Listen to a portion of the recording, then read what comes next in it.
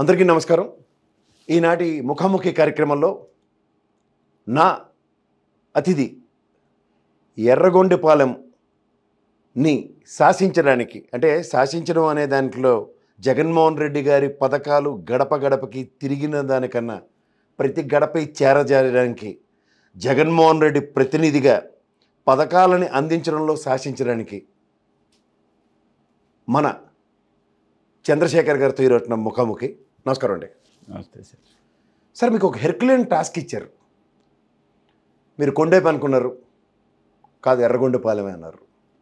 అక్కడ కొండేపు నుంచి ఏమో వరికోట అశోక్ బాబు గారిని అయితే వేమూరు పంపించారు. ఆదిమూలపు సురేష్ గారిని ఏమో మిమ్మల్ని కాదని ఆయన్ని కాదని మిమ్మల్ని కాదని ఆయన్ని తర్జన భర్జన అయిన తర్వాత ఆయన్ని కొండేపుకు పంపించి మీకు ఎర్రగొండపాలెం ఇచ్చారు. ఈ హెర్క్యులియన్ టాస్క్ని ఎలా చేస్తున్నారు? వైఎస్ఆర్ కాంగ్రెస్ పార్టీ సైనికుడిగా జగనన్న ఆదేశించినటువంటి ఆదేశాలను అనుసరించడమే నా యొక్క విధి. దానిలో భాగంగా ఎర్రగొండపాలెం నాకు వచ్చిన తర్వాత నా యొక్క పని నేను ముందుకు తీసుకెళ్తూ ఉన్నాను.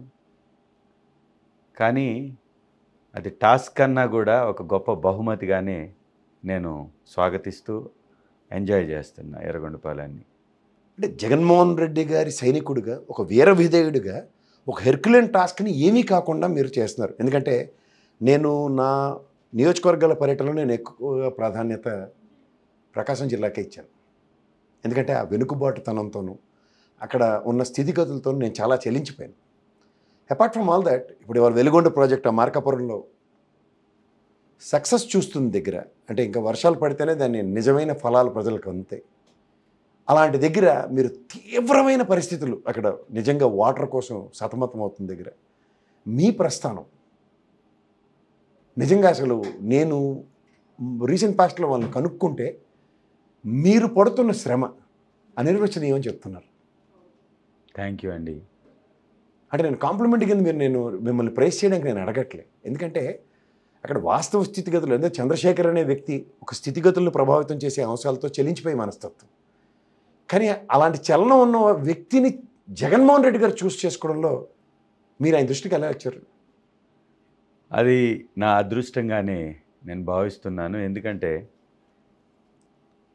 ఈ సమాజానికి ఏదో చేయాలనే దృక్పథంతో రాజకీయాల్లోకి వచ్చినటువంటి నాకు చేస్తే నిజంగా ఎర్రగొండపాలెనికే చెయ్యాలి అనే విధంగా ఇప్పుడున్న పరిస్థితులను చూస్తే నాకు అర్థమవుతుంది. అందుకే ఆ భగవంతుడు నాకు ఆ అవకాశాన్ని ఎర్రగొండపాలెంలో ఇచ్చినట్లుగా కనపడుతుంది. ఎందుకంటే అద్భుతమైనటువంటి అభిమానం కలిగినటువంటి ఆ గడ్డకి ఎంతో చేయవలసినటువంటి అవసరం ఉంది.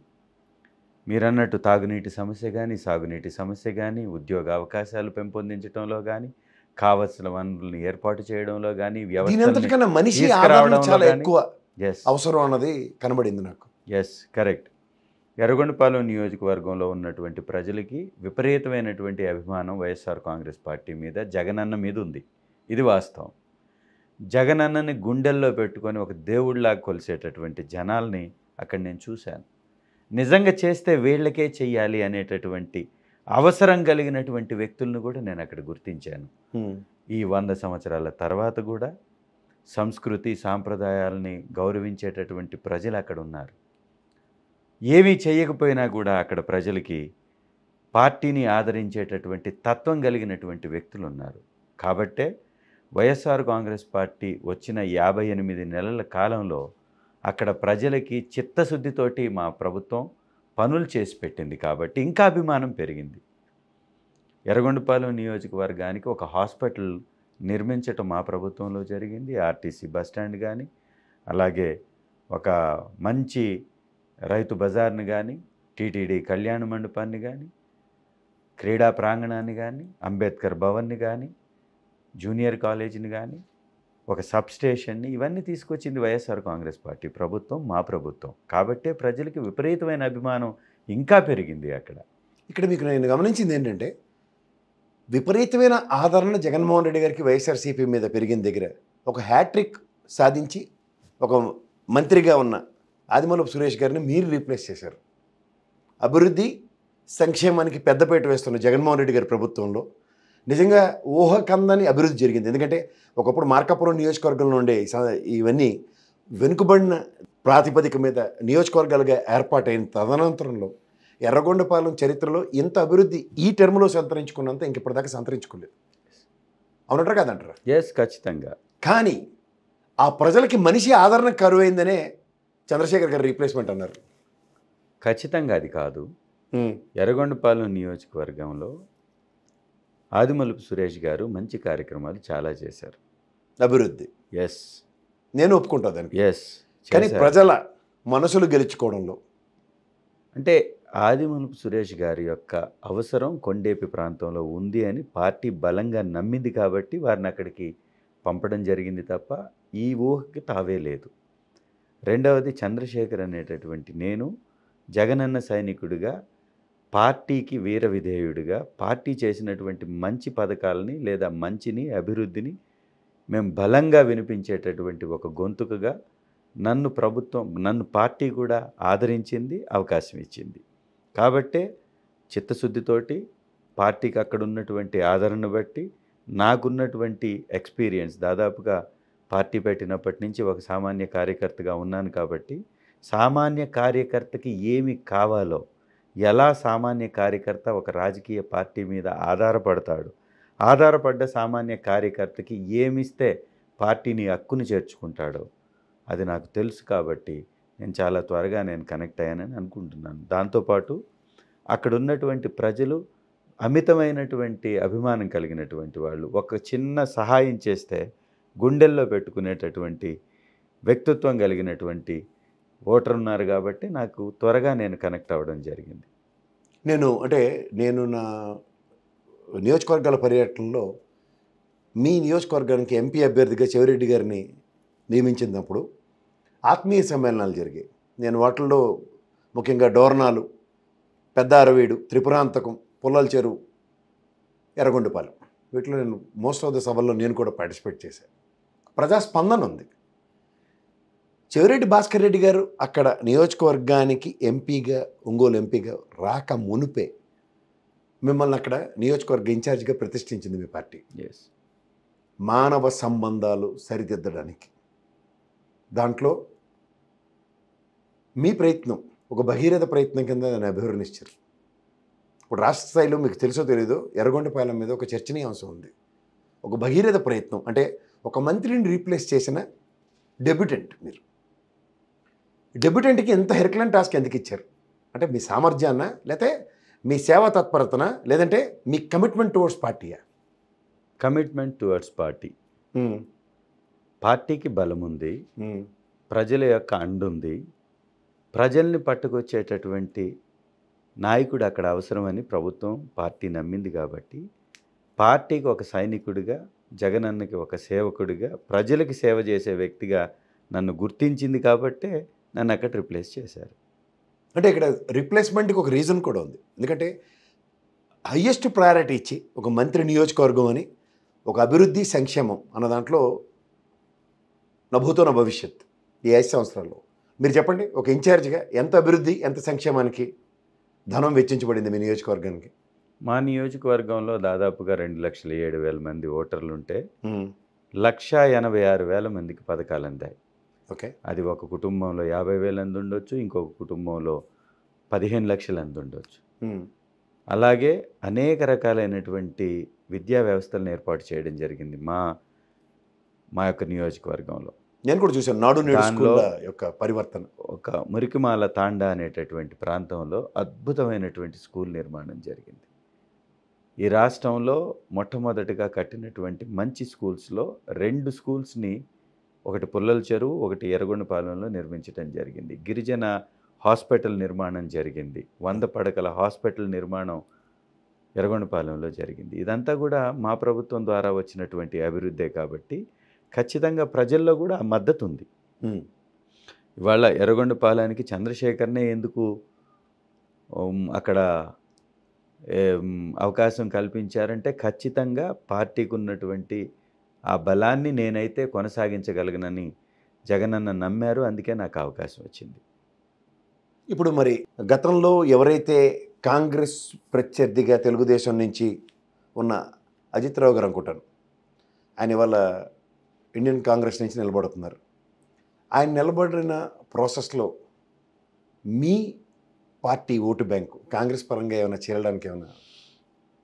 అజితారావు గారు ఒక మహిళ, ఆవిడ ఆల్రెడీ 2 సార్లు పోటీ చేశారు, ఓటమి చెందారు. కానీ నమ్మినటువంటి తన ఓటర్లని వమ్ము చేస్తూ ఈ రాష్ట్రాన్ని దగా చేసినటువంటి కాంగ్రెస్ పార్టీలో చేరడం అంటే తను నమ్ముకున్నటువంటి వాళ్ళని అవమానపరచటమే. అందుకు సందేహమే లేదు. ఎందుకంటే ఈ రాష్ట్రాన్ని అన్ని రంగాలలో దోపిడీ చేసినటువంటి ప్రభుత్వాలని సపోర్ట్ చేస్తూ రాష్ట్రాన్ని ఏ విధంగా శాస్త్రీయంగా విడదీయకుండా అన్ని రకాలుగా నష్టపరిచినటువంటి ఏదన్నా పార్టీ ఉందంటే అది కాంగ్రెస్ పార్టీ. ఇవాళ తెలంగాణ ఆర్థికంగా బలపడి ఆంధ్ర ఆర్థికంగా చితికిపోతుంది అంటే కారణం కాంగ్రెస్ పార్టీ చేసినటువంటి ఆ బైఫర్కేషన్. సాంకేతికంగా ఆర్థికంగా ఏ రకంగా కూడా నియమాలను పాటించకుండా అశాస్త్రీయంగా విడదీసింది, ప్రజల్ని దగా చేసింది. వైఎస్ఆర్ కాంగ్రెస్ పార్టీ రాక మునుపు కాంగ్రెస్ పార్టీకి జవజీవాలు పోసినటువంటి వైఎస్ గారి కుటుంబాన్ని ఎంతో అవమానపరిచింది. జగనన్న గారిని విపరీతంగా కష్టపెట్టింది ఆ పార్టీ. ఇవాళ ఆ కాంగ్రెస్ పార్టీకి వైఎస్ఆర్ గారి కుటుంబమే మళ్ళీ కావాల్సి వచ్చింది కాబట్టే షర్మిలమ్మ గారిని మధ్యలో పెట్టేసి నాటకాలు ఆడుతుంది కాంగ్రెస్ పార్టీ. అలాంటి దగా చేసిన కాంగ్రెస్ పార్టీకి సపోర్ట్గా నిలబడ్డటువంటి అజితమ్మ గారికి సపోర్టర్స్గా ఎవ్వరూ నిలబడరు. కాబట్టి ఆ పార్టీ వలన మాకు ఎలాంటి నష్టము లేదు, వాళ్ళు మాకు పోటీయే కాదు. అంటే నేను అంటుంది ఏంటంటే 2009లో మీకు నిజంగా గమనించగలిగితే 2014, 2009, 2019 ఈ 3 ఆదిమూలపు సురేష్ గారు గెలిచిన ప్రస్థానంలో 2 సార్లు మీ వైఎస్ఆర్సీపీ నుంచి, తొలిసారి ఆయన కాంగ్రెస్ నుంచి. ఆ తొలిసారి గెలిచినప్పుడు కూడా అక్కడ ప్రజలకి వైఎస్ఆర్ మీద ఉన్న అభిమానం కొద్ది గెలవడమే తప్ప కాంగ్రెస్ పార్టీ మీద ఉన్న అభిమానం కాదు. ఎందుకంటే రాజశేఖర్ రెడ్డి గారు వచ్చిన తర్వాత అక్కడ అభివృద్ధి జరిగింది. వెలుగొండ అనే ప్రాజెక్ట్ని ముహూర్తం చేసి శంకుస్థాపన చేసి దాదాపుగా ఒక టన్నెల్ని 11 కిలోమీటర్లు కంప్లీట్ చేసినటువంటి ఘనుడు రాజశేఖర్ రెడ్డి గారు. అందుకే అక్కడ ప్రజల్లో విపరీతమైనటువంటి అభిమానం ఆయన సొంతం. ఆ అభిమానాన్ని బట్టి అక్కడ కాంగ్రెస్ పార్టీ గెలిచింది తప్ప కాంగ్రెస్ పార్టీకి ఈరోజు ఉన్నటువంటి పరిస్థితి అది ఒక గుర్తింపు లేనటువంటి పార్టీ కిందనే లెక్క తప్ప ఇంకోటి కానీ. 2009 కాంగ్రెస్ గెలుపు అనే ఓటు బ్యాంకు 2024లో అజితమ్మ గారు తురుగా ఎక్కడ ఏ విధంగానూ ఉపద్రవం లేదు. ఖచ్చితంగా కాంగ్రెస్ పార్టీకి ప్రజలు కనెక్ట్ అవ్వరు. మీరు పరిగణించట్లేదు. ఖచ్చితంగా కాంగ్రెస్ పార్టీ వ్యక్తి కన్నా పార్టీ ముఖ్యం. పార్టీని ఇక్కడ ప్రజలు విశ్వసించేటటువంటి పరిస్థితి లేదు. ఎందుకంటే దగా చేసినటువంటి పార్టీ. ఎందుకంటే రాష్ట్ర ప్రజల్ని ఒక అప్పుల ఊబిలోకి నెట్టినటువంటి పార్టీ కాంగ్రెస్ పార్టీ. కాబట్టి కాంగ్రెస్ పార్టీకి ఇక్కడ అవకాశమే లేదు. ఇప్పుడు ఈ ప్రాసెస్లో ఆవిడ ఒక ప్రస్థానం కాంగ్రెస్ నుంచి, తర్వాత తెలుగుదేశం నుంచి పోటీ చేశారు. ఈ ఉపద్రవం ఆవిడ నిజంగా ఓటు బ్యాంకుని చీల్చే కార్యక్రమం అనుకుంటే అది ఇద్దరు పార్టీలకి దెబ్బే కదా. ఒక పక్క ఖచ్చితంగా తెలుగుదేశానికే దెబ్బ, కాంగ్రెస్కి ఎలా? వైసీపీకి వైఎస్ఆర్ కాంగ్రెస్ పార్టీ అభిమాని ఎవరు కూడా ఇతరత్ర పార్టీల వైపు చూడరు. ఎందుకంటే వైఎస్ఆర్ కాంగ్రెస్ పార్టీలో ప్రతి ఒక్కరికి న్యాయం జరిగింది. పార్టీ అంటే విపరీతమైన అభిమానం ఉంది. కాబట్టి ఎట్టి పరిస్థితుల్లో డివిజన్ అనేది మా పార్టీలో జరగదు. ఆవిడ కాంగ్రెస్ పార్టీ తెలుగుదేశం పార్టీ నుంచి గతంలో పోటీ చేశారు కాబట్టి తన పరిచయాలు కానీ తనకున్నటువంటి క్యాడర్ కానీ తెలుగుదేశం వైపు నుంచి ఏమైనా డైవర్ట్ అవుతుందేమో తప్ప మా పార్టీ నుంచి డైవర్ట్ అయ్యే అవకాశమే లేదు. అలా మాటకు వస్తే ఎరిక్సన్ బాబు గారికి కూడా ఉపద్రవం ఉంది ఆవిడ నుంచి. ఎందుకంటే గతంలో ఆవిడ పక్కన తెలుగుదేశం ఓటు బ్యాంకు చీల్చే అవకాశం ఉందంటారా? ఎరిక్సన్ బాబు గారికి వాళ్ళ పార్టీలోనే ఉపద్రవాలు చాలా ఉన్నాయి. ఆవిడే ఉంది ఆ పార్టీలోనే 4 ముక్కలుగా చీలిపోయినటువంటి పరిస్థితి ఎర్రగొండపాలెంలో ఉంది. పార్టీలో ఏ పెద్ద నాయకులు కూడా వారికి అండగా లేదా వారి వ్యక్తిత్వాన్ని ఆదరించే పరిస్థితిలో లేనే లేదు. ఎర్రగొండపాలెంలో వైఎస్ఆర్సీపీ అసమ్మతుల్ని ఎరిక్సన్ బాబు గారు చేరదీస్తున్నట్టుగా ఒక వెనక మాట ఒకటి ఉంది. వైఎస్ఆర్ కాంగ్రెస్ పార్టీ అనేది ఒక సముద్రం లాంటి పార్టీ. ఎర్రగొండపాలెంలో విపరీతమైనటువంటి నాయకత్వం కలిగినటువంటి పార్టీ. ఎవరన్నా అవకాశాలు దొరక్క వారేదన్నా అసంతృప్తితో ఉంటే అది అలవాటుగా మార్చుకొని వెన్నుపోటు రాజకీయాలు చేసేటటువంటి తెలుగుదేశం పార్టీ ఖచ్చితంగా ఆ వైపుగా అడుగులు వేస్తుంది. ఎలక్షన్ అనేటటువంటి యుద్ధ రంగంలో వీరుల్లాగా పోరాడి గెలిచిన చరిత్ర చంద్రబాబు నాయుడికే లేనప్పుడు వీళ్ళకి ఎందుకు ఉంటుంది? అడ్డగోలు రాజకీయం, వెన్నుపోటు రాజకీయం వాళ్ళ పేటెంట్. కాబట్టి అలాంటి రాజకీయానికి అలవాటుగా మార్చుకొని వారు చేస్తున్నారు కాబట్టి వారి గ్రాఫ్ రోజు రోజుకి పడిపోతుంది. ఎర్రగొండపాలెం నియోజకవర్గంలో ఒక నామినేషన్ కార్యక్రమానికి నేను ఒక చిన్న ఆహ్వానాన్ని పలికితే చరిత్రలో రానటువంటి జనసమూహం అక్కడికి వచ్చింది అంటే ఎంత అభిమానం వైఎస్ఆర్ కాంగ్రెస్ పార్టీ మీద అక్కడ నాయకులకి కార్యకర్తలకు ఉందో అది దానికి ఒక పెద్ద ఉదాహరణ. కాబట్టి అలాంటి నాయకులు ఎవరు కూడా పోరు తెలుగుదేశం వైపు. మీకు ఇంత ఆదరణ నుండి నిన్న నిజంగా మీ నామినేషన్కి వచ్చిన ప్రభంజనం ఒక చర్చనీయాంశమైన ఉదంతంలో ఒక నియోజకవర్గ ఇన్ఛార్జ్గా మీరు ఇనీషియల్గా వెళ్ళినప్పుడు మీరు ఇందాకలా తెలుగుదేశం పార్టీ వెన్నుపోటుదారులు వెనక నుండి పనులు చేసేవాళ్ళు ఇవన్నీ బాగానే చెప్పారు. మీ ఫ్లెక్సీలు ఇష్టం వచ్చినట్టు చింపేయడానికి గల కారణం ఏంటి? ఖచ్చితంగా తట్టుకోలేనటువంటి మనస్తత్వం, ఆదరణ తట్టుకోలేని అపోజిషనా? ఖచ్చితంగా అపోజిషనే ఖచ్చితంగా. మీరేంటి సార్ ప్రతిదానికి వాళ్ళ మీద నెట్టుతున్నారు, కానీ మీ నియోజకవర్గంలో మీ మీద ఉన్న అసమ్మతి వర్గం అన్నది ఒకటి ఉందన్నది విపరీతంగా చర్చించబడుతుంది. కనీసం పరిగణలోకి కూడా తీసుకోరా? ఖచ్చితంగా లేదు. నాతో పాటు ఫ్లెక్సీలు చింపేసిన తర్వాత కూడా మీరు గుండెల్లో పెట్టుకుని నా పార్టీ కార్యకర్తలు చేరని మీరు విశ్వసనీయంగా 100% మా పార్టీ కార్యకర్తలు ఎవరు మమ్మల్ని ఆ విధంగా చేసే పరిస్థితే లేదు. ఎర్రగొండపాలెంలో మరీ ముఖ్యంగా లేదు. కానీ మాకున్న బ్యాక్గ్రౌండ్ చెక్లో అంటే నేను పర్యటించిన ఉదంతంలో ఒక ప్రాపర్ ఇన్ఫర్మేషన్ ఉంది. మీకు బాలినేని గారి సపోర్ట్ వలన ఒక చిన్న పొరపచ్చలు అక్కడ కొంతమందికి వచ్చాయి అన్నది క్యారీ అవుతుంది. బాలినేని గారి సపోర్ట్ 100% నాకు ఉంటుంది. మీకు ఆయన ఆశీర్వాదంతోనే మీకు టికెట్ వచ్చిందని? ఎస్, కాబట్టి ఉంటుంది. కొంతమందికి చాలా కడుపు మండిన వాళ్ళే మీ ఫ్లెక్సీలు చింపారన్నది. కడుపు మండాల్సినటువంటి అవసరం ఏముంది ఎవరికైనా? ఎవరి అవకాశాలు వారి కోసం. అంటే అక్కడ ఆదిమూలపు సురేష్ గారిని కాదని మీకు అవకాశం కల్పించబడిందని? ఆదిమూలపు సురేష్ గారికి ఇంకొక చోట అవకాశం కల్పించారు కదా. అలాంటప్పుడు అసలు ఎక్కడ సమస్య వస్తుంది? ఇప్పుడైతే కొండేపులో మీ సంతానం దాన్ని ఏమంటారు, ఎర్రగొండపాలెం నియోజకవర్గంలో అసమ్మతులు గ్రూపులు లేవంటారా? 100% లేవు. అందరినీ కలుపుకొని ముందుకు వెళ్తున్నారు. ఖచ్చితంగా. ఫ్లెక్సీలు చింపిన వాళ్ళైనా సరే క్షమాగుణంతో నో ప్రాబ్లం అని వదిలేయగలుగుతున్నారా? ఫ్లెక్సీలు చింపింది ఖచ్చితంగా అపోజిషన్ పార్టీ వాళ్ళు, కాబట్టి అలాంటి వాళ్ళని మనం పట్టించుకోవాల్సిన అవసరం లేదు. రాజకీయాల్లో ఎత్తులు పై ఎత్తులు ఇవన్నీ సహజంగా ఉంటాయి. వైఎస్ఆర్ కాంగ్రెస్ పార్టీ మంచి చేసి ఓటు అడిగేటటువంటి పార్టీ. మా విధానాలని మేము గర్వంగా మా జెండాకున్న అజెండాని చెప్పి ఓటు అడిగేటటువంటి జగనన్న సైనికులం మేము. కాబట్టి మాకు పక్కన వాడు ఏం చేస్తున్నాడని పట్టించుకోవాల్సిన అవసరమే అంతకంటే లేనే లేదు. అంటే సంక్షేమం ఎంత చేసాం, అభివృద్ధి ఎంత చేసాం, సంక్షేమం ఫిగర్ చెప్పగలరా? ఎంత చేశారో మీ నియోజకవర్గానికి? సంక్షేమ పథకాల ద్వారా అంటున్నారా? ఖచ్చితంగా సరైనటువంటి సంఖ్య నా దగ్గర లేదు, కానీ గతంలో ఎన్నడూ చెయ్యనటువంటి విధంగా చేశాం. ఎప్పుడు ఎవరు కూడా చరిత్రలో చూడనటువంటి సంక్షేమ పథకాలని జగనన్న ప్రభుత్వం ద్వారా 175 నియోజకవర్గాల్లో అగ్రిగేట్ 2800 కోట్ల నుంచి 3500 కోట్లు నియోజకవర్గాలకి అభివృద్ధి సంక్షేమం చేసిన దాంట్లో నాకున్న స్టాటిస్టిక్స్ ప్రకారం మీ నియోజకవర్గానికి దగ్గర 3280 కోట్లు ఖర్చు పెట్టబడింది అన్నది. అదే సంఖ్య నా దగ్గర లేదు కాబట్టి మనం అఫీషియల్గా మాట్లాడుతున్నప్పుడు సరైనటువంటి సంఖ్యతో మాట్లాడాలి. కాబట్టి దాదాపు 3000 కోట్ల పైచిలకు సంక్షేమ పథకాల ద్వారా అందాయి. ఒక డ్వాక్రా రుణాల మాఫీ విషయంలో కానీ, లేకపోతే రైతులకు ఇచ్చినటువంటి రైతు భరోసా ద్వారా కానీ, అమ్మఒడి ద్వారా కానీ అనేక రకాలైనటువంటి పథకాల ద్వారా పెద్ద ఎత్తున చరిత్రలో చూడనటువంటి విధంగా అక్కడ సంక్షేమ పథకాలు అందాయి. రోడ్డు మార్గాలు కానీ, కనెక్టివిటీ కోసం, మంచినీటి సదుపాయాల కోసం వీటన్నిటికీ పెద్ద ఎత్తున అక్కడ ఖర్చు చేయడం జరిగింది. సచివాలయ వ్యవస్థ నిర్మాణం, అలాగే మన నాడు నేడు కింద స్కూల్స్ కానీ ఇవన్నీ. ఇప్పుడు మీకున్న ఎర్రగొండపాలెం, పొలాల చెరువు, త్రిపురాంతకం, దోర్నాల, పెద్ద అడవి, వీటిల్లో ఎన్ని సచివాలయాలు వచ్చి ఉంటాయి సార్ మీకు? 86 సచివాలయాలు. 86 సచివాలయాలు. ఎన్ని స్కూళ్ళు పరివర్తన చెంది ఉంటాయి? దాదాపుగా ప్రతి గ్రామంలో స్కూల్స్ నిర్మాణం జరిగాయి. ఎర్రగొండపాలెం 100% సక్సెస్ రేషియో కదా? ఎస్, ప్రతి గ్రామంలో స్కూల్స్ నిర్మాణం జరిగాయి. దాదాపుగా 96 పంచాయతీలు ఉన్నాయి మాకు. ప్రతి పంచాయతీలో స్కూల్ నిర్మాణం జరిగింది. పాత స్కూల్ని ఆధునీకరించడం కూడా జరిగింది.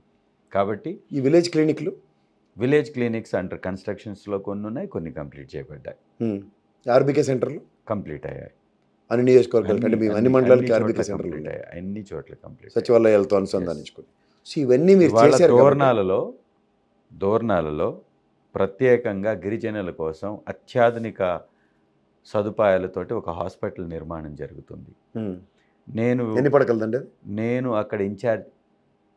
నేను ఇన్ఛార్జిగా నియమించబడ్డ తర్వాత ROF పట్టాలు 1000 ఇప్పించాం. దాదాపుగా వాటర్ బిల్స్ అన్నీ కూడా క్లియర్ చేశాం. ఇదే మీరు వాటర్ బిల్స్ క్లియర్ చేయడంలో మీరు అత్యంత శ్రద్ధ చూపించి ఇవాళ అక్కడ అల్లాడుతున్న ప్రజలకి చంద్రశేఖర్ అనే వ్యక్తి భరోసా, అంటే జగనన్న భరోసా లాగా అంత భరోసా ఇస్తున్నారని తెలిసింది. ఖచ్చితంగా అది జగన్ ఇన్ఛార్జిగా తీసుకున్న వెంటనే ఎన్ని బోర్లు కొట్టించారు సార్?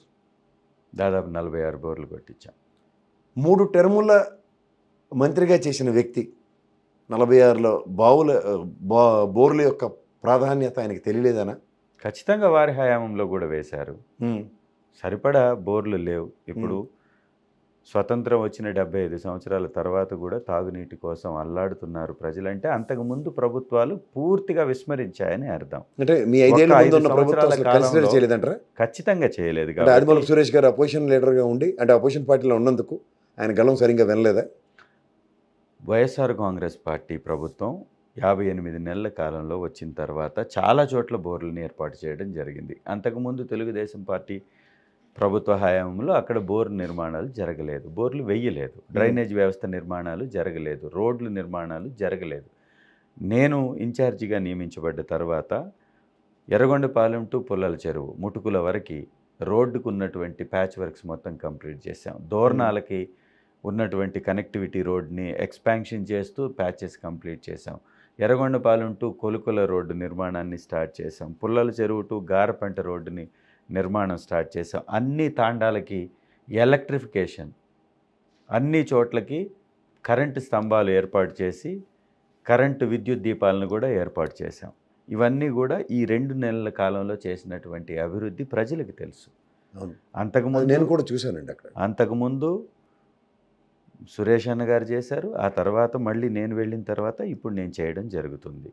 సో బోర్లు దాదాపుగా ఇంకా 150 పైచీలకు వేయాల్సి ఉంది. అది ప్రభుత్వానికి విన్నవించుకోవడం జరిగింది. గౌరవ కలెక్టర్ గారు అప్రూవల్ కూడా ఇచ్చారు. కాకపోతే ఎలక్షన్ కోడ్ వలన ఆపివేయడం జరిగింది. ఈ ఎలక్షన్స్ అయిపోతే 150 బోర్లు అత్యంత ప్రాధాన్యత కింద ముఖ్యమైనటువంటి ప్రాంతాల్లో వేసేటటువంటి ప్రతిపాదన ఉంది. ఇప్పుడు ఇంకొకటి అండి, అంటే మీరు బోర్లు 150 పైచీలక ఎస్టాబ్లిష్ చేశారు, కానీ మన వెలుగొండ ప్రాజెక్టు యొక్క సాధికారతతో దగ్గర 15,25,000 పైచీలకు ప్రజలకి దాహార్తిని, దగ్గర 4 లక్షల పైచీలకు ఎకరాలు, 4.5 లక్షల ఎకరాల వ్యవసాయానికి, వ్యవసాయ క్షేత్రాలకి ఉపయోగపడే ఆ ప్రాజెక్టుతో గ్రౌండ్ లెవెల్ వాటర్ ఇంప్రూవ్ అవుతుంది అనుకుంటున్నారా మీరు? 100%. అది ఎంత గొప్ప ప్రాజెక్ట్ అంటే వెలుగొండ అనేటటువంటి ప్రాజెక్టు సంజీవిని ఎర్రగొండపాలెంకి. ఎందుకు అంటున్నానంటే ఎర్రగొండపాలెం మొత్తం కిందికి ఉంటుంది, వెలుగొండ ప్రాజెక్టు తల మీద ఉంటుంది. అంటే గంగమ్మ తల్లి ఎర్రగొండపాలెం నెత్తిన తలపై ఉంది. ఆ కొండల నడుమ చిన్న చిన్న గ్యాప్స్ని RCC కాంక్రీట్ వాల్స్ వేయడం వలన అది న్యాచురల్ రిజర్వాయర్గా మారినటువంటి పరిస్థితి. ఆ రిజర్వాయర్లోకి ఈ 2 టన్నెల్స్ ద్వారా శ్రీశైలంలో ఉన్నటువంటి వాటర్ని 53 TMCలు తరలించేటటువంటి గొప్ప ప్రాజెక్ట్. ఆ ప్రాజెక్ట్ నిండడం ద్వారా దాదాపుగా 4,73,000 ఎకరాలకి సాగునీరు వస్తుంది, 15 లక్షల మందికి తాగునీరు వస్తుంది, 3 జిల్లాలకి ఇది సంజీవని. దాంతోపాటు పుల్లల చెరువు అనేటటువంటి మండలానికి T5 కాలువ ద్వారా 11,500 ఎకరాలకి సాగునీరు అందించేటటువంటి ప్రాజెక్టు కేవలం 83 కోట్లతోటి కంప్లీట్ కాబోతుంది. అలాగే అది ల్యాండ్ అక్విజిషన్ అయిపోయింది, టెండర్లో ఉంది అది T5 కాలువ అనేది. ప్రాజెక్ట్ వెలుగొండ ప్రాజెక్ట్ సంపూర్ణంగా కంప్లీట్ అయింది. సంపూర్ణంగా వాటర్ని నింపుకునేటటువంటి వెసులుబాటు ఉంది. కాకపోతే R&R ప్యాకేజ్ కొంతమందికి ఇచ్చి ఉంది, కొంతమందికి ఇవ్వాల్సి ఉంది. అందుకే వెలుగొండ ప్రాజెక్టు ఓపెనింగ్కి వచ్చినటువంటి ప్రారంభోత్సవానికి వచ్చిన గౌరవ ముఖ్యమంత్రి గారు అందరి సమక్షంలో మాట ఇవ్వడం జరిగింది. ప్రభుత్వాన్ని ఏర్పాటు చేసినటువంటి 3 నెలల కాలంలోనే R&R ప్యాకేజ్ రిలీజ్ చేస్తానని కూడా చెప్పడం జరిగింది. కాబట్టి ఆల్రెడీ ప్యాకేజ్ ఎవరికైతే ఇచ్చారో వాళ్ళు అక్కడి నుంచి షిఫ్ట్ అయిపోయారు. ఇమీడియట్గా ఇప్పుడు వర్షాలు పడి వాటర్ కానీ స్టోరేజ్ అయితే శ్రీశైలం డ్యాంలో ఇమీడియట్గా కొంతమేర నింపుకునేటటువంటి అవకాశం ఉంది. అలా నింపడానికి ఎలాంటి అడ్డంకులు కూడా లేవు.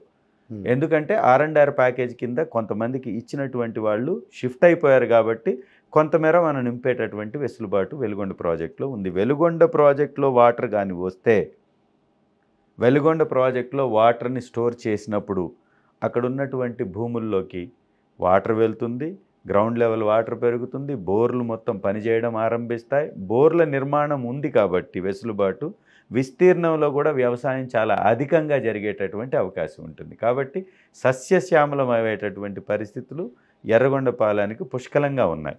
మీకున్న 5 మండలాల్లో పుల్లల చెరువుని with in a span of 6 months మీరు దాన్ని సక్సెస్ఫుల్ ఒక అగ్రికల్చర్ సెక్టర్ కింద దాన్ని డెవలప్ చేయగలుగుతారా? ఖచ్చితంగా 1 year లోపల 1 year లో ఖచ్చితంగా 1 year లోపల ఎర్రగొండపాలెం నియోజకవర్గంలో ఉన్నటువంటి వ్యవసాయ భూములన్నిటికీ వాటర్ ఇచ్చేటటువంటి కెపాసిటీ మా ప్రభుత్వానికి ఉంది. మా పార్టీ ద్వారా ఖచ్చితంగా ఆ పని చేసి పెడతాం. ఇప్పుడు మీరు Veligonda project as soon as you become the incharge for Yerragondapalem మీ సమక్షంలోనే అంటే జగన్మోహన్ రెడ్డి గారు దాన్ని ఓపెన్ చేయడానికి అది నా అదృష్టం. How do you feel? Great very great. అది జగనన్న నాకు ఇచ్చినటువంటి వరం. రెండోది ఏంటంటే ఎందుకంటే అక్కడ దాహార్తికి ఇవాళ మీరు పడుతున్న ఒక మానసిక సంఘర్షణకి ఆ వెలుగొండ ప్రాజెక్ట్ ఓపెనింగ్లో అంటే ఇవాళ మీరు అన్నట్టు శ్రీశైలం వాటర్ కనుక వస్తే నేను కూడా చూసేదాన్ని. నాకు అనిపించింది ఏంటంటే భగవంతుడు ఒకసారి తుఫానీ అనిపించింది నిజంగా అక్కడ పరిస్థితులు చూసిన తర్వాత. ఎందుకంటే శ్రీశైలంకి మనకి ఎగువ వాటర్ తుఫాన్ వస్తున్న బ్రిజేష్ ట్రిబ్యునల్లో దేని నుంచి హెడ్లెగ్రేటర్ నుంచి వచ్చే వాటరే మనకు వస్తుంది. అంచేత తుఫానే నేను కోరుకుంటున్నాను. మీరే అనుకుంటున్నారు? ఖచ్చితంగా ఈ వేసవి కాలం పోయిన తర్వాత వాటర్ పడేటటువంటి అవకాశం, వర్షాలు పుష్కలంగా పడే అవకాశం ఉంది. జగనన్న మళ్ళీ ముఖ్యమంత్రి అవుతాడు. జగనన్నకున్న అదృష్టం కొద్దీ దాదాపు 4 సంవత్సరాలు ఎక్కడా వర్షాభావం లేకుండా జరిగిపోయింది. ఈ లాస్ట్ ఇయరే కొంత వర్షాభావం రావడం వలన ఎండిపోయినటువంటి మాట వాస్తవం. కాబట్టి రేపు రాబో కాలంలో ఖచ్చితంగా వర్షాలు పడతాయి. వర్షాలు పడాలంటే జగనన్న రావాలి. చంద్రబాబు నాయుడు లాగా దురదృష్టవంతుడు కాదు. జగనన్న వచ్చినటువంటి అతి కొద్ది సమయంలోనే అన్ని ప్రాంతాలను డెవలప్ చేసినటువంటి ఘనుడు. ఈరోజు వెలుగొండ ప్రాజెక్టు నింపి ఎర్రగొండపాలెంతో పాటు కడప మరియు ప్రకాశం జిల్లాలోని అనేక ప్రాంతాలకి వాటర్ ఇవ్వబోతున్నటువంటి ప్రాజెక్ట్ని సంపూర్ణంగా పూర్తి చేసినటువంటి ఘనుడు. ఇప్పుడు ఎర్రగొండపాలెం అన్నది ఎలా ఉంటుందంటే నాటి రాజశేఖర రెడ్డి గారిది, ఇప్పుడు జగన్మోహన్ రెడ్డి గారి అడ్డా కింద చెప్తారు పులివెందుల తర్వాత లక్కీ మస్కెట్స్. అండ్ ముఖ్యంగా వెలుగొండ ప్రాజెక్టుకి సంబంధించి ఎందుకంటే మీరు కొత్తగా వచ్చిన నియోజకవర్గంలో నిలదొక్కోవాలంటే వెలుగొండ ప్రాజెక్టు RR ప్యాకేజీలో కొన్ని అవకతవకలు ఉన్నాయి. వాటిని సరిదిద్దడానికి మీ గెలుపు నిజంగా అవసరం అనుకుని నేను స్థానికంగా అక్కడ తిరిగిన తర్వాత చందన్న గారి ఆయనలోనే దానికి సమన్యాయం జరుగుతుందని కొంతమంది చెప్తున్నారు. ఖచ్చితంగా అవకతవకలు కానీ జరిగి ఉంటే డెఫినెట్గా వాటి మీద చర్యలు తీసుకుంటాం. ఎవరైతే తప్పకుండా ఎవరైతే ఖచ్చితంగా నేను ఒక చిన్న విషయం చెప్తాను, తర్వాత దాన్ని ఆన్సర్ చేయడం మీకు చాలా సులువు అవుతుంది. 13,000 మెజారిటీతో స్టార్ట్ అయిన కాంగ్రెస్ ప్రస్థానంలో ఆదిమూలపు సురేష్ గారు 31,000 పైచిలక రెండో టర్మ్లో మెజారిటీ వచ్చింది. అది డ్రాస్టిక్గా 19,000కి పడిపోయింది 2019లో. అంత జగన్మోహన్ రెడ్డి గారి ప్రపంచంలో కూడా. If you really look in to it now, ఇప్పుడు మెజారిటీని మీరు ఇంప్రూవ్ చేసుకుంటూ ప్రజల హృదయాలు గెలుచుకున్న చంద్రశేఖర్గా శాసించే స్థాయికి వెళ్తారా? ఎందుకంటే నియోజకవర్గానికి జరిగిన RR ప్యాకేజీలో అవకతవకలు ఖచ్చితంగా సవరదీస్తారని. ఖచ్చితంగా చేస్తాను. కానీ అతి ముఖ్యమైనటువంటి మాట ఏంటంటే ఎక్కడ ఎర్రగొండపాలెంలో ఏ టైంలో కూడా మెజారిటీ తగ్గలేదు. ప్రతిసారి 13,000 కాంగ్రెస్ ఆయనలో, రెండో టర్మ్ 2014లో 31,000 కాదు 19,000 అప్పుడు, మూడవసారి 2019లో 32,000 మెజారిటీ. ప్రతిసారి పెరుగుతూనే వచ్చింది తప్ప ఎక్కడా తగ్గలేదు. 14లో 31,632, 19లో 31,000 చూడండి ఒకసారి చెక్ చేసుకోండి. 100% 2019లో 31,000 పైచిలకు ఓట్ల మెజారిటీ తోటి ఆదిమూలపు సురేష్ గారు గెలిచారు. 2019లో 14లో 19,000 చిల్లర. నేనేం రేటు మీరేం రేటు ఓవరాల్గా 13,000 పైచిలుక 19,000 పైచిలుక 31,000 పైచిలుక ఈ 3 ప్రస్థానాల్లో మీకు 31,000 పైచిలుక అంటే మాత్రం ల్యాండ్ మార్క్ సెట్ చేసినట్టే. దానికన్నా ఎక్కువ మెజారిటీ రావాలి, ఖచ్చితంగా వస్తుంది. ఎందుకంటే జగన్మోహన్ రెడ్డి గారి అంచనాలు మీరు సరిచేయాలంటే if you really want to reach to his expectations అంటే మీకు ఖచ్చితంగా మెజారిటీ ఎందుకు రావాలి అంటే ఎర్రగొండపాలెంకి ఎలాంటి పరిపాలన కావాలో ఖచ్చితంగా జగనన్న సైనికుడిగా అందిస్తా. ఎర్రగొండపాలెం నియోజకవర్గ ప్రజల యొక్క అవసరాలేంటో ఈ వెళ్ళినటువంటి ఈ 4 నెలల కాలంలో నేను చాలా దగ్గరుండి గమనించాను. ప్రతి ప్రాంత అవసరాలని నేను గుర్తించాను. కాబట్టి ఎర్రగొండపాలెంలోనే నివాసం ఉండి చరిత్రలో ఎర్రగొండపాలెంకి ఈ 2024 నుంచి 2029 సువర్ణ దశ అనే విధంగా మాత్రం ఖచ్చితంగా చేసి పెడతాను. అంటే ఈ 5 సంవత్సరాల తర్వాత ఈసారి వర్షం పడితే మన అదృష్టం వెలుగొండ ప్రాజెక్ట్ త్రూగా ఎర్రగొండపాలెం సస్యశ్యామలం కాబోతుంది. ఒకవేళ ఈ 154 బోర్లు మీరు కొట్టిస్తానన్న దాంట్లో, ఎందుకంటే నేను కూడా అక్కడ ప్రభావితం అయ్యాను, చాలా చెల్లించిపోయాను. దీంతో అట్లీస్ట్ నెక్స్ట్ టైం ఇలాంటి వాటర్ ఎద్దడి లేకుండా ఒక ప్రాయోజిత కార్యక్రమం కింద దీన్ని అభివర్ణించవచ్చు. ఖచ్చితంగా. ఎలా అంటే గ్రౌండ్ వాటర్ ఉంది, ఇప్పుడు కూడా బోర్లు వేస్తే బోర్లో వాటర్ వస్తుంది. చేయవలసింది దగ్గర 12 అడుగుల దాకా పవర్ సప్లై ఇచ్చి బోర్లు ఏర్పాటు చేస్తే ఖచ్చితంగా అక్కడ వ్యవసాయానికి ఎలాంటి ఇబ్బంది ఉండదు. మొట్టమొదటిది. రెండవది, ఎగువన పడేటటువంటి వర్షాలతో కూడా శ్రీశైలం డ్యాంలో వాటర్ వచ్చేటటువంటి అవకాశాలు మెండుగా ఉన్నాయి. లాస్ట్ టైం కూడా మనం చూసాం. మనకి ఏపీలో వర్షాలు పడినప్పుడు కూడా ఎగువ ప్రాంతాల్లో ఎగువ రాష్ట్రాల్లో పడ్డ వర్షాలతోటి శ్రీశైలం డ్యామ్ నిండినటువంటి చరిత్ర మనకుంది. ఆ ప్రకారం చూసినా కూడా ఖచ్చితంగా అక్కడి నుంచి వాటర్ షిఫ్ట్ చేసుకొని లిఫ్ట్ ఇరిగేషన్ కింద ఈ 2 టన్నెల్స్ కంప్లీట్ అయి ఉన్నాయి. కాబట్టి ఖచ్చితంగా వాటర్ని స్టోర్ చేస్తాం, దానిలో ఎలాంటి సందేహం లేనే లేదు. మూడవది, అతి ప్రాధాన్యమైనది, అక్కడ వ్యవసాయ ఆధారిత భూమి చాలా ఎక్కువ, లభ్యత ఎక్కువ, కష్టపడేటటువంటి మనస్తత్వం కలిగినటువంటి వ్యక్తులు ఎక్కువ, రైతాంగం ఎక్కువ. వారికి మనం చేయవలసింది కావలసినటువంటి పవర్ ఏర్పాటు, వాళ్ళకి కావాల్సినటువంటి వాటర్ సదుపాయాన్ని, దాన్ని ఏ విధంగా ఇవ్వాలి అనేదే ప్రభుత్వం చేయాలి. ప్రభుత్వంలో ఒక సభ్యుడిగా బాధ్యత కలిగినటువంటి అక్కడ వ్యక్తిగా ఖచ్చితంగా అది నేను చేసి పెడతాను. దాంతోపాటుగా వ్యవసాయ ఆధారిత కేంద్రాలనే అక్కడ వ్యవస్థల్ని ఏర్పాటు చేయాల్సినటువంటి అవసరం ఉంది. ఎర్రగొండపాలెం అనేది చాలా మంచి నియోజకవర్గం. ఎలా అంటే ఇటు కర్నూలుకి కానీ, ఇటువైపున బెంగళూరుకి కానీ, హైదరాబాద్కి కానీ, విజయవాడకి కానీ 4 గంటల నుంచి 6 గంటల లోపల ప్రయాణంతో రీచ్ అయ్యేటటువంటి ప్రాంతం. అన్నిటికీ అనుకూలమైనటువంటి ప్రాంతం. అక్కడ కానీ పరిశ్రమలను తీసుకురాగలిగితే యువతకి విపరీతమైనటువంటి అంటే పరిశ్రమలు అంటే నేను తిరిగి ఉపాధి కలుగుతుంది. వెలుగొండ ప్రాజెక్ట్ సక్సెస్తో ఒక విధంగా వాటర్ ప్రాబ్లమ్స్ కనుక రిజాల్వ్ అయితే ప్రకాశం మార్కాపురం పరిసర ప్రాంతాల్లో ఒక 70,000 ఎకరాల పైచిలుక ప్రభుత్వ భూమి ఉంది. ఇండస్ట్రియలైజేషన్ పట్ల మీ కమిట్మెంట్ ఎలా ఉండబోతుంది?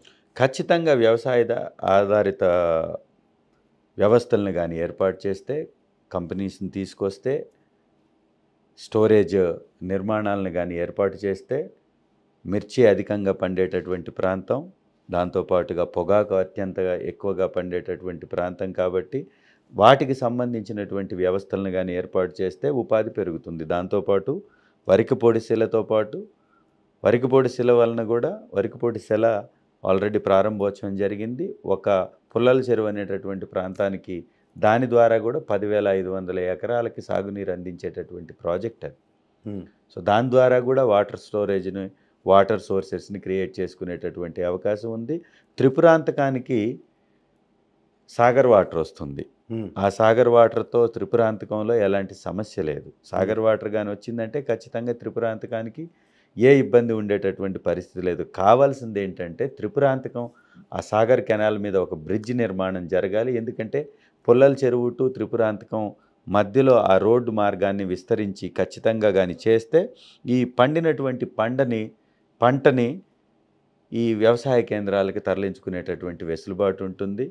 కోల్డ్ స్టోరేజ్ల నిర్మాణం జరుగుతుంది. ఖచ్చితంగా పక్క గ్రామాల నుంచి కూడా, పక్కనున్నటువంటి మండలాలు, కాన్స్టిట్యున్సీల నుంచి కూడా అక్కడికి రైతులు వచ్చే అవకాశం ఉంటుంది. కాబట్టి ఇవన్నీ చేస్తే ఉపాధి పెరుగుతుంది, రైతులకి విపరీతమైనటువంటి లబ్ధి జరుగుతుంది. ఇవన్నీ కూడా ఒక ప్రణాళికతోటి ముందుకు వెళుతున్నాం. ఐటీ రంగాన్ని కూడా అభివృద్ధి చేయాల్సినటువంటి అవసరం ఉంది. ఎందుకంటే అతి దగ్గరగా హైదరాబాద్కి ఉండేటటువంటి ప్రాంతం అది. ఇవాళ హెడ్ క్వార్టర్స్కి మా మేనిఫెస్టో ద్వారా 2,000 కోట్లతోటి హెడ్ క్వార్టర్స్ అన్నిటిని కూడా ఆధునీకరిస్తామని చెప్పేసి జగనన్న చెప్పాడు. కాబట్టి చెప్పాడంటే చేస్తాడు. కాబట్టి 2,000 కోట్ల పెట్టుబడులు ఆ హెడ్ క్వార్టర్స్లో వస్తే ఐటీ రంగం కూడా పెరిగేటటువంటి అవకాశం ఉంటుంది. ఆల్రెడీ ఒంగోలులో ఐటీ కంపెనీస్ ఉన్నాయి, వాటిని విస్తరించేటటువంటి అవకాశం ఉంటుంది. రవాణా మార్గం ఉంది. ఇటు చెన్నైకి, బెంగళూరుకి. మేనిఫెస్టోలో కూడా చాలా క్లియర్గా చెప్పాడు కదా, ప్రతి నియోజకవర్గానికి ఒక స్కిల్ డెవలప్మెంట్ ఇది ఇస్తానండి. కరెక్ట్. సో అది మీ నియోజకవర్గానికి ఉపయోగపడుతుంది ఖచ్చితంగా యువతని. సో మీ 5 మండలాలకి మీరు ఒక ప్రణాళిక సిద్ధం చేసుకున్నారు. ఎస్. ప్రజల్లో మమేకమై తిరుగుతూ వాళ్ళ స్థితిగతులను ప్రభావితం చేసే ప్రతి అంశానికి తగ్గట్టు కార్యాచరణ. స్కిల్ డెవలప్మెంట్ సెంటర్ ఏర్పాటు వలన యువతలో నైపుణ్యం పెరిగి వివిధ రంగాల్లో వాళ్ళు నైపుణ్యంతో ఉండడం వలన వాళ్ళకు ఉపాధి పెరుగుతుంది ఖచ్చితంగా. ఇది చాలా అవసరం కూడా. ప్రతి గ్రామంలో ప్రతి కాన్స్టిట్యున్సీలో ఏర్పాటు చేయడం వల్ల రాష్ట్రం మొత్తం సస్యశ్యామలం అవుతుంది. ఇక్కడ మీకు ఇది కూతవేడి దూరంలో ఉన్న మాచర్ల నియోజకవర్గం నిజంగా పర్యావరణ అనుమతులు, ఫారెస్ట్ డిపార్ట్మెంట్ అనుమతుల కోసం జగన్మోహన్ రెడ్డి గారు నిరంతర శ్రామికుడిగా సాధించిన విజయం ఒకటి ఉంది. అలాగే కొల్లేరు పరిసర ప్రాంతంలో అబ్బాయి చౌదరి గారి ఆధ్వర్యంలోను, పెన్నెల్లి గారి ఆధ్వర్యంలో 2 ఫారెస్ట్ ప్రాజెక్ట్స్ శాంక్షన్ చేసుకోగలిగారు. రోడ్లకి, వాటర్ దీనికి. అలా మీ నియోజకవర్గానికి ఒక ఫారెస్ట్ మార్గంగా రీచ్ అయ్యే దగ్గర మీరు అన్నట్టు త్రిప్రాంతకం, ఆ పరిసర ప్రాంతాలన్నీ ఫారెస్ట్ జోన్లోనే ఉంటాయి. రోడ్ వైడనింగ్కి ఫారెస్ట్ డిపార్ట్మెంట్ని ఒప్పించడానికి మీ ప్రయత్నం ఏమైనా మొదలవబోతుందా? లాస్ట్ టైం మేము ఒకసారి ఒక వన్ మంత్. ఎందుకు చెప్తున్నానంటే జగన్మోహన్ రెడ్డి గారి డైనమిజమ్స్ గురించి చెప్పాలంటే దేశంలో 84 ఫారెస్ట్ ప్రాజెక్ట్స్ ఉంటే 2 ప్రాజెక్ట్స్ 84లో 2 ప్రాజెక్ట్స్ శాంక్షన్ అయ్యాయి. ఆ 2 ఆంధ్రప్రదేశ్లో. ఎస్. ఇవాళ అత్యంత అటవీ ప్రాంతం కలిగినటువంటి ఎర్రగొండపాలెంలో అతి ప్రధానమైనటువంటి సమస్య ఇది. గిరిజన బిడ్డలు గ్రామ హెడ్ క్వార్టర్స్కి దాదాపుగా 10 కిలోమీటర్ల దూరంలో వాళ్ళు ఉంటే వాళ్ళకి కనీసం రోడ్డు మార్గం ఏర్పాటు చేయలేనటువంటి పరిస్థితిలో రాష్ట్ర ప్రభుత్వాలని నెట్టవేయబడుతుంది కేంద్ర ప్రభుత్వం ఆధీనంలో ఉన్నటువంటి ఈ ఫారెస్ట్ డిపార్ట్మెంట్. కనీసం వాళ్ళకి ఒక మట్టి మార్గం వేసుకోవడానికి కూడా అవకాశం ఇవ్వని పరిస్థితుల నుంచి ఇవాళ చెంచుగూడాలకి, లంబాడి తాండాస్కి రోడ్డు మార్గాల ఏర్పాటుతో పాటు ఎలక్ట్రికల్ పోల్స్ను కూడా ఏర్పాటు చేసినటువంటి ప్రభుత్వం వైఎస్ఆర్ కాంగ్రెస్ పార్టీ ప్రభుత్వాన్ని. గారపెంట అనేటటువంటి విలేజ్లో ఇవాళ ఎలక్ట్రికల్ పోల్స్ని ఏర్పాటు చేస్తున్నాం, రోడ్డును కూడా వేస్తున్నాం. అటవీ శాఖ అధికారుల నుంచి అనుమతులతోటే ఆ మార్గాన్ని కూడా వేస్తున్నాం. పుల్లల చెరువు హెడ్ క్వార్టర్ నుంచి గారపెంట వరకు వేస్తున్నాం. అలాగే వేయవలసినటువంటి రోడ్లు చాలా ఉన్నాయి. చింతల, చినారుట్ల, తుమ్మల బయలు, ఇవన్నీ ప్రాంతాలకి కరెంటు సప్లై చాలా ఇబ్బందికరమైనటువంటి పరిస్థితి ఉంది. ఎలా తయారైందంటే క్యాంప్ ఆఫీసులకేమో ఏ అనుమతులు ఉన్నా ఏ అనుమతులు లేకపోయినా ఫారెస్ట్ డిపార్ట్మెంట్ వాళ్ళు అన్ని ఎలక్ట్రికల్ అవసరాల కోసం వాళ్ళ నిర్మాణాలు చేసుకుంటున్నారు, ఏర్పాటు చేసుకుంటున్నారు. వాళ్ళకి సదుపాయాలు ఉన్నాయి. ఆ పక్కనే ఉండేటటువంటి చెంచుగూడాలకు మాత్రం కరెంట్ సప్లై లేనటువంటి పరిస్థితి. పాలుట్ల అనేటటువంటి గ్రామం ఉంది. పాలుట్ల గ్రామానికి ఎన్నో సంవత్సరాల చరిత్ర కలిగినటువంటి గ్రామం పాలుట్ల. అద్భుతమైన వ్యవసాయ రంగం అక్కడ వారి సొంతం. కావాల్సినంత పశు సంపద ఉంటుంది. వారికి ఇప్పటికీ కరెంట్ లేదు పాలుట్లకి. ఎర్రగొండపాలెంలో బూత్ నంబర్ 1 పాలుట్ల ఎంతో కష్టపడేటటువంటి వ్యక్తులు ఉండేటటువంటి ప్రాంతం అది. ఆ ప్రాంతానికి ఈ రోజు వరకే ఎలక్ట్రికల్ లైన్లు వేయలేకపోయారు. కారణం ఏంటి అంటే ఖచ్చితంగా వేయిస్తాను, దాన్ని వేయించడానికి ఎంతవరకైనా పోరాడతాం. వారికి మాటిచ్చాం, మాటిస్తే వెనక్కి వెళ్ళేటటువంటి పార్టీ మాది కాదు కాబట్టి ఖచ్చితంగా చేసి పెడతాం. అంటే నాయకుడు మాటిస్తే మడమ తెప్పడు. ఆయన ప్రతిష్ఠించిన ఆయన సైనికుడిగా మాకు కూడా సైనికుడు కూడా మాటిస్తే మడమ తెప్పడు. ఖచ్చితంగా. With a good note. All the best mister Chandrashekar. Please subscribe Telugu politics.